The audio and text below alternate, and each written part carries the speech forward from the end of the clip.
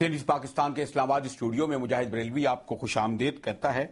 اور آپ کو علم ہے کہ اسلام آباد میں ہوں اور فی زمانہ اور ہم اگر عدالتوں پہ اور ایوان صدر اور سیاست اتار چڑھاؤ گورنر یہ سب کچھ گفتگو نہ کریں، لیکن ایسا کیوں ہے؟ ماشاءاللہ چیزیں تو بہتری کی طرف جا رہی ہیں اور بھی بہت بڑے ایشوز ہیں. مثلا جیسے میں اکثر کہتا ہوں کہ کوئی بھی قوم ترقی اور خوشحالی کے لیے سب سے اہم اور اولین ترجیح تو اس کی ایجوکیشن ہی ہونی چاہیے. ابھی کچھ دن پہلے ہم نے پھر گفتگو بھی کی تھی، فیڈرل منسٹر ایجوکیشن بھی تھے، تعلیم کیوں ہماری اولین ترجیح نہیں. مجھے خوشی ہے کہ آج میرے ساتھ یہاں اسلام آباد میں محترم ڈاکٹر جاوید لغاری صاحب موجود ہیں، چیئرمین ہائی کمیشن ایجوکیشن. اور آپ کو یہ بھی علم ہے کہ ڈاکٹر صاحب نے زیبسٹ گو کے نام کے حوالے سے آپ کو علم ہے کہ ذوالفقار علی بھٹو، تو ان کا خیال تھا کہ وہ اساتذہ بھی جیالے ہوں گے، طالب علم بھی جیالے ہوں گے، سب کچھ ایسے ہی ہو رہا ہوگا.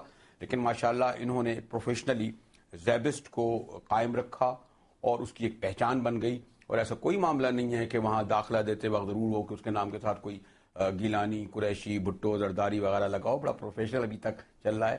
اور اب جو ذمہ داری دی گئی حالیہ دنوں میں، کچھ ڈاکٹر صاحب اس پہ بھی میں بات کرنا چاہوں گا، کچھ سیاست وغیرہ کی نظر کر دیا لوگوں نے، یہ جعلی ڈگریوں کی سیاست سے پھنس گئے. لیکن سب سے پہلے میں ڈاکٹر صاحب آپ کو خوش آمدید کہتا ہوں اور ہم اپنے اصل موضوع کی طرف آ جائیں. لیکن کچھ آپ دیکھ رہے تھے کہ یہ جو جعلی ڈگریوں کا معاملہ آیا، کیا ضروری تھا ڈاکٹر جاوید لغاری صاحب کے اتنا یہ ہائی پروفائل ہو گیا کہ جو آپ کا اصل بنیادی کام، منشور، ایجنڈا سب پس منظر میں چلا گیا؟ بالکل آپ نے صحیح بولا، اس لیے کہ فوکس تو ہائر ایجوکیشن کمیشن کا یہی ہونا چاہیے کہ کس طریقے سے ہم تعلیم کو، اعلیٰ تعلیم کو اس ملک میں آگے بڑھائیں جس سے اس ملک کی ترقی ہو، جس کو بولتے ہیں کہ ہم سوشیو اکنامک ڈیولپمنٹ ہو، جو کہ ڈائریکٹلی ہمارے ہائر ایجوکیشن کے ساتھ ہو. اور اسی کام پہ ہم لوگوں کا فوکس ہونا چاہیے. لیکن انفارچونیٹلی آپ کو پتا ہے کہ جیسے ملک کی فضا ہے، سیاست کچھ زیادہ ہوتی ہے اور ٹیکنوکریسی کچھ کم ہوتی ہے اس میں. تو بیچ میں وہ اسٹینڈنگ کمیٹی نے اور کچھ اس ٹائپ کی کوئی ایشو آ گئی کہ کچھ پارلیمنٹیرینز نے اور ان کی چیلنج ہو گئی سبمیشن آف ڈاکیومنٹس، اور کچھ ایک دو ان میں جعلی ڈگریاں نکل گئیں. ایک دو کیا، وہ تو سینکڑوں میں معاملے شروع میں ایک دو نکلی. تو پھر وہ یہ ہے کہ نیشنل اسمبلی کی جو اسٹینڈنگ کمیٹی آن ایجوکیشن ہے، ان لوگوں نے اس کو ایجنڈا بنا کے بولا کہ الیکشن کمیشن کو پلیز سارے باقی پارلیمنٹیرین ان کی ڈگری بھی ان سے ویریفائی کرا دو. اور اس کے بعد پھر یہ ہوا کہ سپریم کورٹ بھی آ گئی بیچ میں، اور انہوں نے الیکشن کمیشن کو بولا کہ تم بھی سب کی ڈگریاں ویریفائی کرا دو. تو کام یہ ہے کہ ہمارے پہ یہ کام آ گیا بیچ میں، اور تقریباً 3 مہینے سے اچھا خاصا ہمارا جو اس پہ میں یہی بولوں گا کہ وقت ضائع ہو رہا ہے، جبکہ ہمارا انٹرسٹ یہی ہے کہ ہم لوگ تھوڑا ملک کے اور اعلیٰ تعلیم کے بارے میں نہیں. لیکن کیا آپ کا جو یقیناً ہر ادارے کا ایک اپنا جو آئین ہوتا ہے، کانسٹیٹیوشن ہوتی ہے، جوریڈکشن ہوتی ہے، اس میں یہ آتا تھا کہ آپ کو یہ بھی اراکین اسمبلی کی، اور آپ کو علم ہے کہ ایک سے ایک پائے کا سردار اور نواب اور ان کو آپ کے آگے انہوں نے پیش کر دیا؟ نہیں، یہ ڈگری کی جو ریکگنیشن اور ویریفیکیشن تو ہے ہمارے چارٹر، ہمارے مینڈیٹ میں. اور ہائر ایجوکیشن براہ راست یونیورسٹیاں کیوں نہیں کرتی؟ مثلا اگر کسی نے یہ کہا کہ میں نے کراچی یونیورسٹی سے یا مہران یونیورسٹی سے پاس کیا تھا، تو اس مہران یونیورسٹی کے اس وقت کے وائس چانسلر، اس وقت کا جو ہیڈ ہے، اس وقت کا ادارہ ہے، وہ جواب دینا.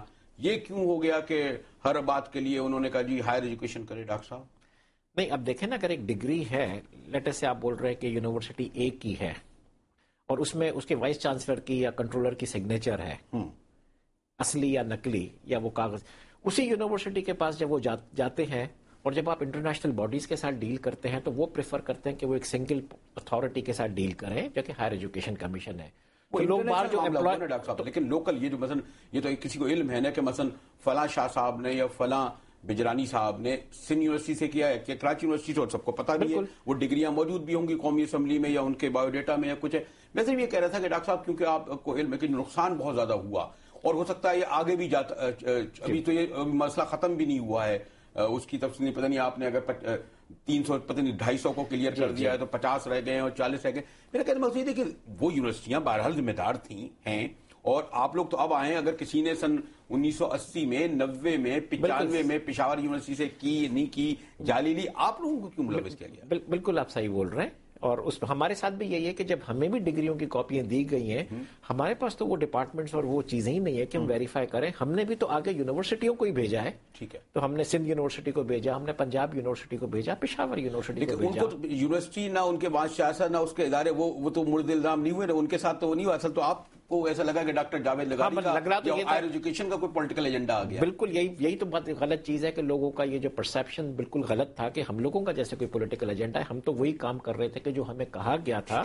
ویریفیکیشن جو ہو رہی تھی وہ یونیورسٹیز کر رہی تھی. ڈگری کی جو ریکگنیشن ہے وہ ہم کرتے ہیں. تو ویریفائی کا پروسیس یونیورسٹی کا تھا, ریکگنیشن کا پروسیس ہمارا ہے. نہیں, کچھ لوگ یہی سمجھتے ہیں اچھا ہے ڈاکٹر جاوید لغاری ایک ہوتا ہے نا, اچھا انجوائے کر رہا ہے, پاور دیکھیں وہ فلاں منسٹر بنتا تھا بڑا, میں نہیں پڑتا, میں نے کر دیا جی, وہ اس کی تو ڈگری ہی جعلی ہے کیا ہے. تو ایک ایچ ای سی کے جو اراکین تھے, لوگ تھے, انہوں نے بھی اس کو انجوائے کرنا شروع کر دیا. انجوائے کا مطلب یہ کہ ایک ذرا اوور ویلمنگ ہو گیا. ایچ ای سی میں تو ہماری اسٹریٹ پالیسی تھی کہ جو بھی ہمارے پاس کام آیا تھا ہم نے بڑی سیکریسی کے ساتھ کیا ہے.